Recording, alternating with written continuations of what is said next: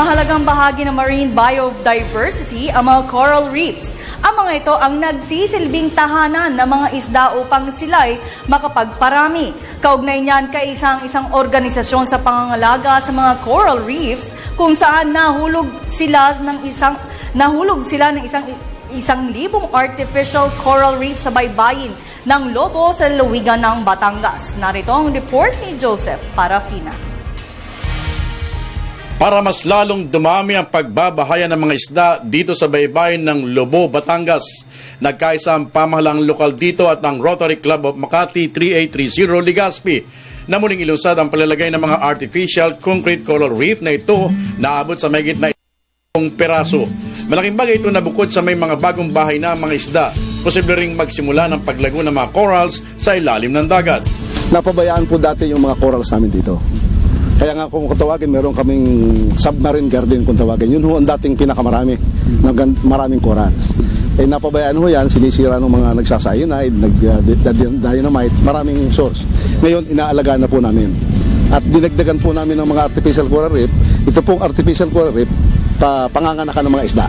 Para sa grupo ng Rotary Club, labis sila nahikayat sa programang ito dahil sa nakikita nila ang magandang intensyon na matulungang gumanda ang ilalim ng dagat at matulungan din ang mga mamamayang mabigyan ng mga hanap buhay kapag lumago o dumami ng lalo ang mga isda sa lugar. For us to establish a marine sanctuary wherein once they are put and installed at the seabed about 70 feet deep, ayan po ay ang nakaka-attract sa mga isdang maliliit.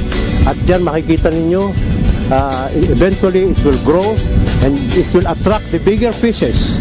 So mangyayari, diyan ngayon magkukumpol at dadami. Nauna na mga naihulog na concrete cubes artificial reef na ganito, ito na ang tumambad sa amin. Madami na nga ang mga isda dito na naninirahan dahil sa nagsisilbing taguan nila ito sa mas malalaking mga isda naman na pwedeng kumain sa kanila. Kaya naman di nagsasawa ang grupo ng Rotary sa pangunguna ni Lito Colona na kung saan magbigay ng tulong sa ganitong klaseng mga programa. Makakatulong ito sa turismo.